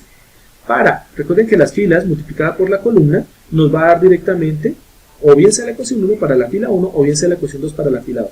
Entonces, para que en la ecuación 1 solo aparezca Y1 multiplicado por M1, quiere decir que en la primera fila yo debo tener la masa 1 acá, y el segundo término debería ser 0. ¿Por qué? Porque al multiplicar esta fila por la primera columna me tiene que dar el término acá que tenemos en la primera ecuación. Entonces miren, M1 por Y1 punto punto nos da M1 Y1 punto punto. Y 0 multiplicado por Y2 punto punto pues nos da 0 y por lo tanto no aparece en la primera ecuación. Para la segunda ecuación, ¿qué debe aparecer? Y2, pero Y1 no puede aparecer. Entonces el primer término tiene que ser 0 y el segundo término tendría que ser M2. De tal manera que 0 estamos multiplicando la segunda fila que nos va a dar la segunda ecuación, ¿no? 0 multiplicado por Y1 punto punto me da 0, por lo tanto no aparece, muy bien. Y M2 multiplicado por Y2 punto punto, pues me aparece aquí, M2, Y2 punto punto. Entonces ya tenemos nuestra primera representación para el primer conjunto de variables, que serían las dobles derivadas, ¿no?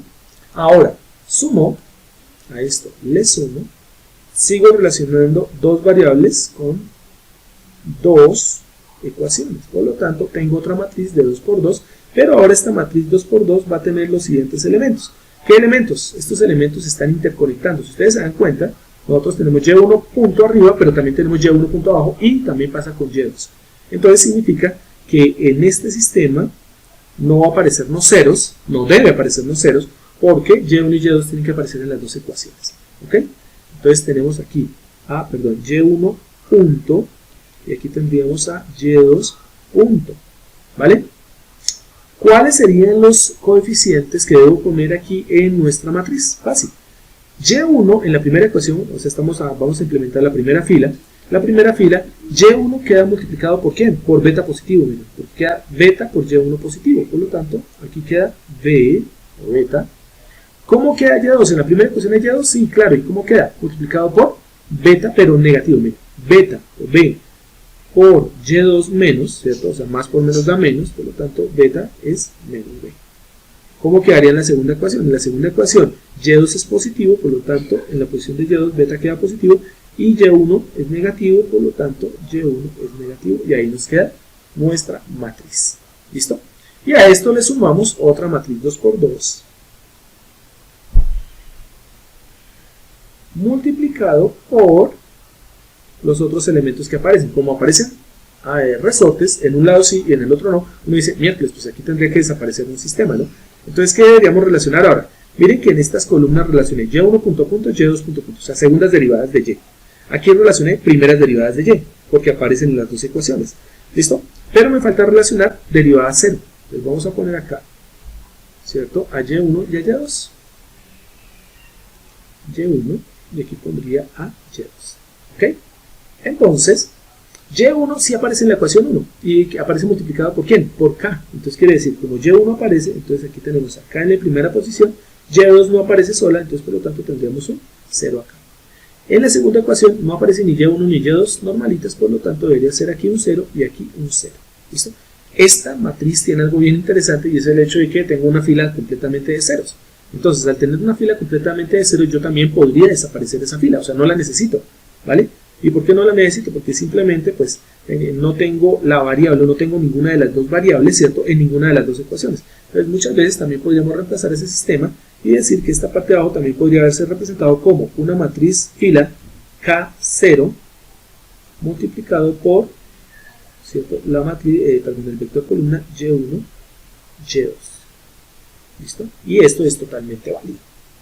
Que si ustedes se ponen a compararlo directamente con la forma en que está definido la ecuación de salida se me fue la paloma en este momento.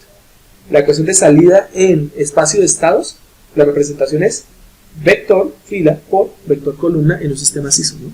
Y este sistema es SISO, entonces no hay ningún problema, está bien definido. Bueno, pero la definición de abajo pues sobra, ¿no? Entonces la vamos a dejar así. Bueno, y esto termina siendo igual a ¿qué? Esto termina siendo, este es el amarillo, esto termina siendo igual pues a los elementos independientes, ¿listo? Ubicados en esta posición, en la misma posición en la que están. Eso significa 0 para la primera ecuación, f de t para la segunda ecuación. Y ahí tengo la representación matricial, ¿cierto? O la forma matricial o el arreglo matricial para el sistema en ecuaciones diferenciales. Si yo aplicase el criterio de la transformada de Laplace en este sistema, yo por defecto debo obtener pues la respuesta. La única forma de poder obtener respuesta en este sistema es que logre encontrar la siguiente función de transferencia. La función de transferencia Y1 de S con respecto a F de S, la fuerza aplicada, y la otra solución la voy a hallar desde que pueda representar a Y2 de S en función de transferencia con respecto a F de S. ¿Y eso cómo lo logro? Fácil. Lo que debo hacer es aplicar la transformada de Laplace en las dos ecuaciones diferenciales, obtener las ecuaciones como tal algebraicas, despejar una de las variables, llámese Y1, llámese Y2, las despejo y las reemplazo en la otra función de transferencia. Y simplemente pues aplico un poco de álgebra normalita, básica, y voy a encontrar las funciones de transferencia Y1 y Y2. Y esas también las puedo simular y podría obviamente comparar con el sistema de ecuaciones que tengo en este momento. ¿Vale? Obviamente recuerden que para poderlo simular en Xcos, en la parte de lo que sería el modelo gráfico y poder trabajar la parte de los diagramas de bloques en este software, bien, pues necesitamos darle valores a M1, M2, B, K, etc. Tenemos que hacer eso para poderlo simular, ¿vale? Pero dándole valores, pues vamos a hacer una simulación de, primero, los sistemas en ecuación diferencial, o sea, estos dos sistemas en ecuación diferencial de este modelito y los de este modelito que están acá, los vamos a representar en, directamente, simulación de las ecuaciones diferenciales directamente, ¿listo? Después le vamos a aplicar la transformada de Laplace y vamos a hacer la simulación de las transformadas de Laplace, de las dos, tanto de Y1 de S con respecto a F de T, como de Y2 de S con respecto a F de S, perdón. Y bueno, y lo otro sería llevarlos a diagramas en espacio de estados, ¿listo? Y en espacio de estados, pues obviamente tendría que darnos exactamente lo mismo. Entonces, bien, este sistema rotacional es clásico también porque es un sistema básico, es un sistema de un motor y una carga.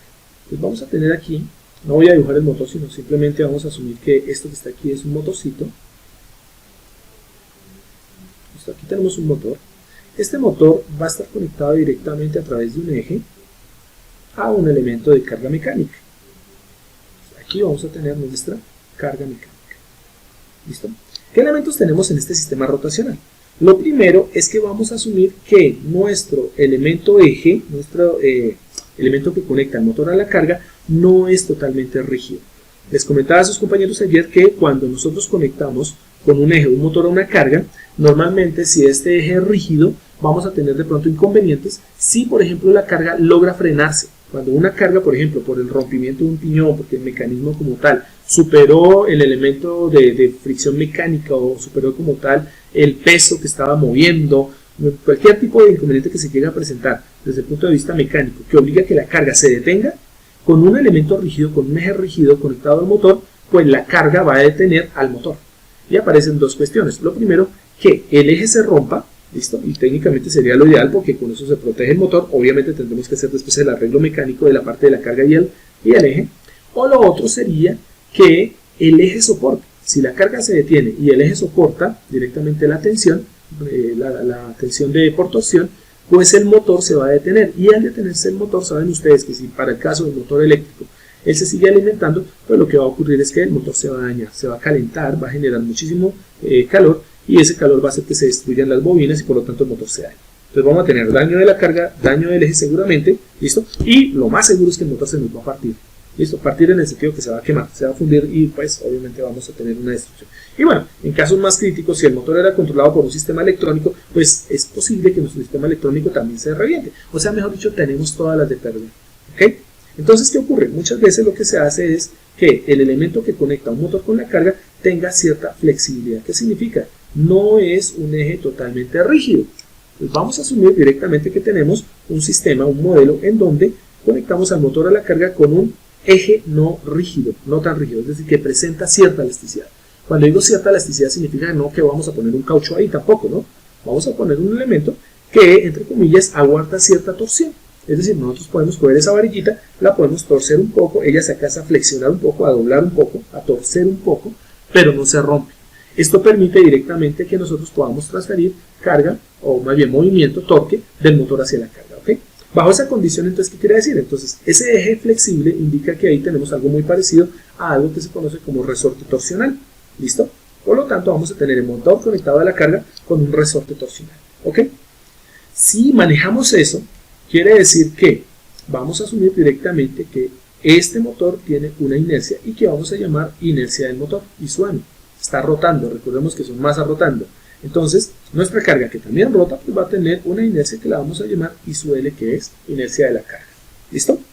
Bajo estas condiciones, pues obviamente, ¿quién es el que aplica energía? El que aplica energía es nuestro motor. Por lo tanto, vamos a tener que nuestro motor aplica un torque que vamos a conocer como torque de motor. El movimiento de ese torque obliga directamente a que se nos presente el movimiento del eje del motor, y eso significa que aquí vamos a tener, ¿cierto?, un movimiento angular del motor que vamos a llamar θ sub m. ¿Ven? El motor tiene rodamientos. Entonces resulta que vamos a asumir que este motor tiene esos rodamientos acá y que ellos en cierto sentido generan algo de fricción. Entonces, ¿qué ocurre? Si generan algo de fricción, que en el mundo real es cierto, ¿listo? Los rodamientos, los cojinetes de un motor generan algo de fricción, pues vamos a asumir esa fricción aquí. ¿Listo? Vamos a tener una fricción que vamos a llamar la fricción en el motor. Vamos a asumir que en la carga no hay fricción, pero obviamente, como el sistema de conexión acá del eje es flexible, quiere decir que el movimiento que se genera en el motor no es exactamente el mismo que se genera en la carga. Por lo tanto, aquí debemos tener en cuenta que la carga va a tener también otro movimiento, pero el movimiento de la carga pues va a ser un ángulo diferente. ¿Listo? Porque recordemos, el motor empieza a girar hasta que no haya cierta torsión en el eje, la carga no empieza a girar. ¿Ok? Entonces, los movimientos no van a ser exactamente iguales. ¿Ok? Por eso vamos a tener un θ sub m, un movimiento angular del motor y un movimiento angular de la carga que son distintos. ¿Ok? Ya tenemos todos los elementos listos para poder interpretar y encontrar dos ecuaciones diferenciales. ¿Ok? ¿Por qué dos? Pues porque tengo dos inercias. Una es la inercia del motor. Recordemos que la inercia pues hace las veces de la masa en las ecuaciones. Tengo la inercia del motor y tengo la inercia de la carga. Por lo tanto, debo tener dos ecuaciones diferenciales para este modelo. ¿Ok? Entonces, vamos a describir o vamos a poner nuestro sistema de cuerpo libre. Pues vamos a tener acá, ¿cuántos elementos? Uno diría, ¿hay dos, ingeniero? Pues resulta que no. Hay uno, que sería nuestro motor. Hay dos, que sería nuestro eje torsional. Ahí hay un resorte torsional, un resortico. Y vamos a tener aquí tres, que sería nuestra carga conectada. ¿Okay? Me disculpan, aquí quedó como medio hecho. Entonces tenemos acá la carga, tenemos acá nuestro motor y tenemos acá, bueno, nuestro elemento torsional. ¿Listo? Nuestro eje de torsión. Entonces, ¿qué ocurre? Vamos a analizar sobre cada uno de los elementos, ¿vale? Recordemos, hay un elemento interconectante que es este eje, ¿vale? Por lo tanto, ahorita vamos a describir una ecuación para el eje, ¿bien? Pero primero miremos cuáles son las fuerzas rotacionales que interactúan acá. Entonces, perdón.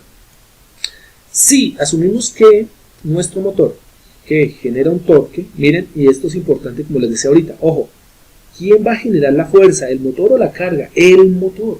Entonces, esto es importante saber quién es el generador de fuerza, en dónde es que va la fuerza, para determinar cómo nos va a quedar la ecuación del resorte, en este caso de nuestro eje torsional.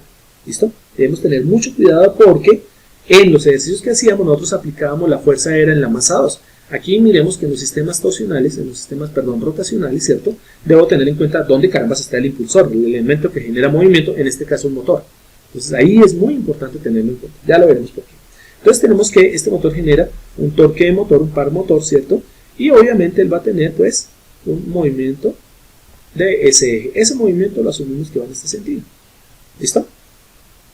¿Cómo debería ser la acción de ese elemento que llamamos elemento de fricción? Bien, es decir, ese θ sub m. Como nosotros tenemos una fricción, o sea, tenemos como tal un amortiguador, ¿listo? Un amortiguador rotacional, entonces sabemos que el amortiguador rotacional, cuando el motor empieza a girar en un sentido, el amortiguador rotacional, ¿cierto?, tiene que generar o tiene que moverse en sentido contrario.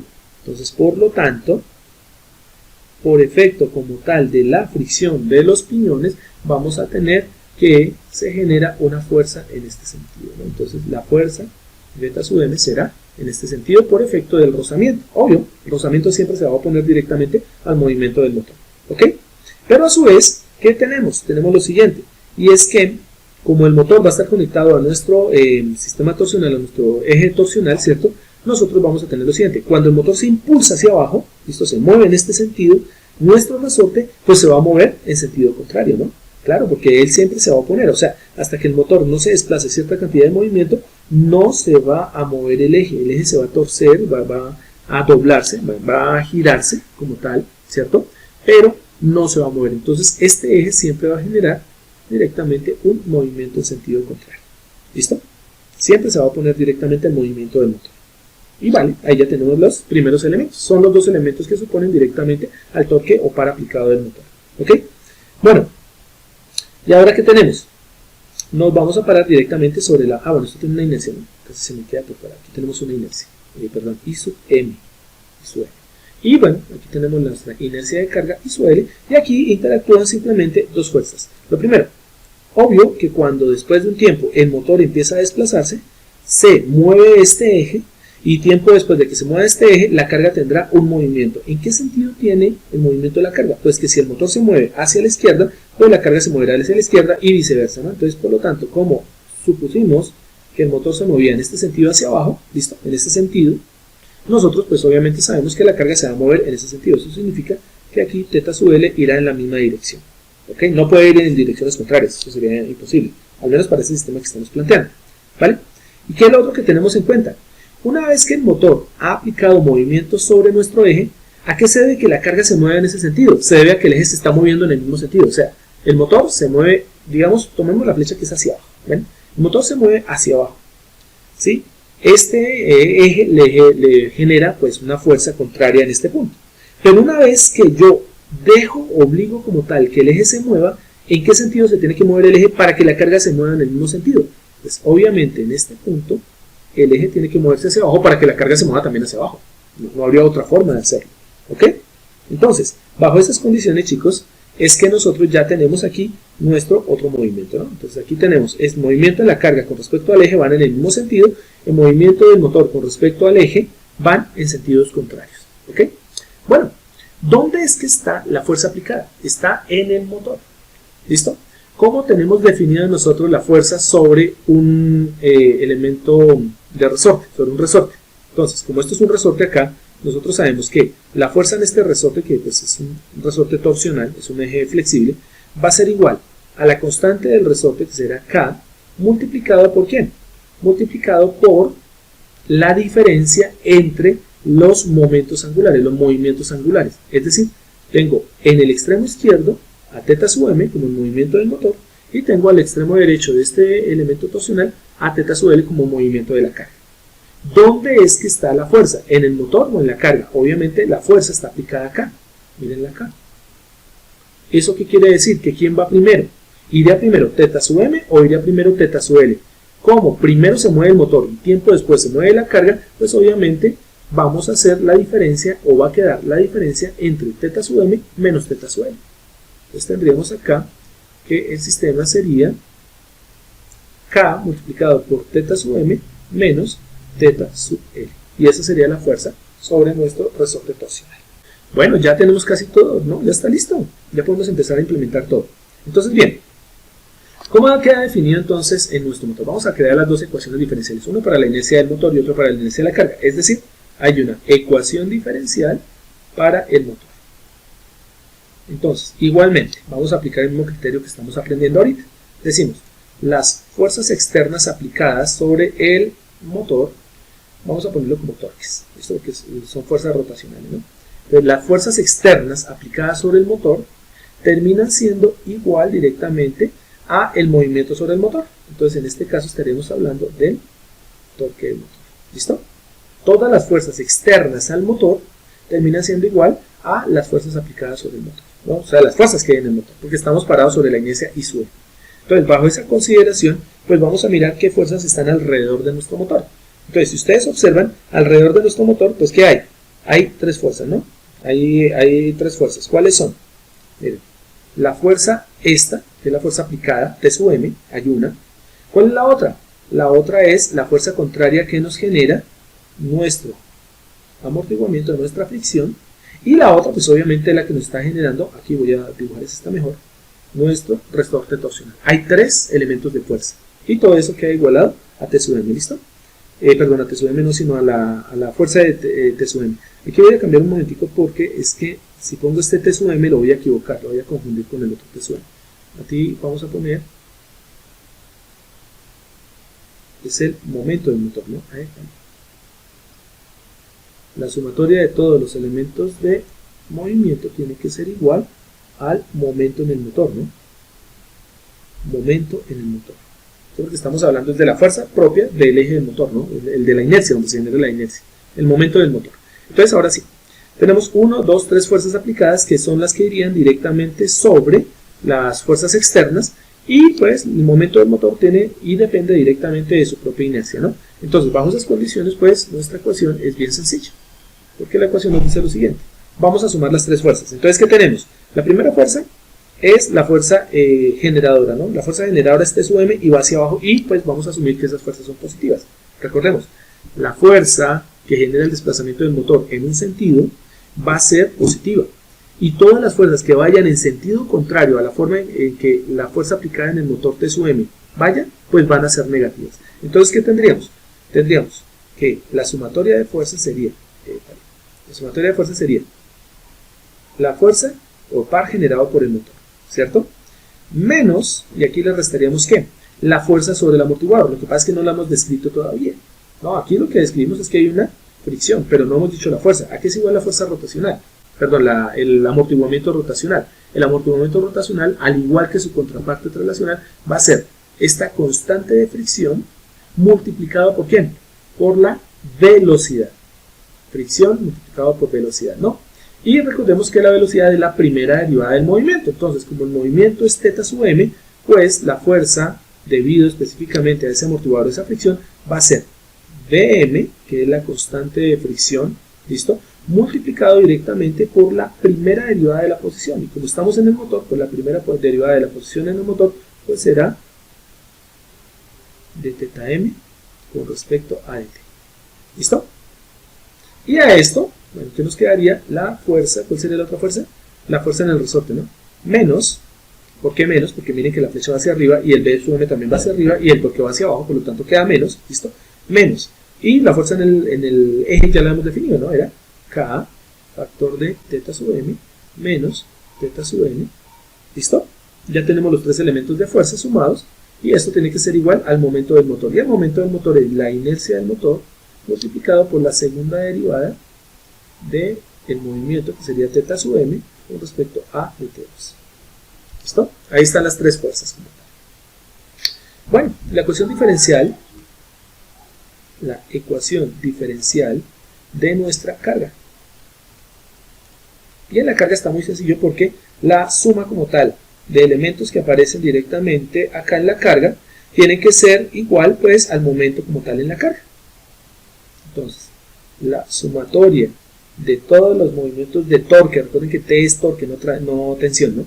Los torques externos a la carga tienen que ser igual directamente al momento en la carga. ¿Ven? Y esto termina siendo igual a lo siguiente. ¿Qué fuerzas están alrededor de nuestra carga? La única fuerza que hay es la del resorte. El único elemento que está haciendo fuerza es la del resorte. Está aquí, miren, aquí en este punto. ¿Listo? Y entonces quiere decir que pues, no tenemos sino solamente un elemento. Entonces, ¿cuál es el elemento? Miren la dirección del movimiento de nuestro eje torsional con respecto a la dirección del movimiento de la carga. Van en el mismo sentido. Como van en el mismo sentido, quiere decir que esta fuerza es positiva.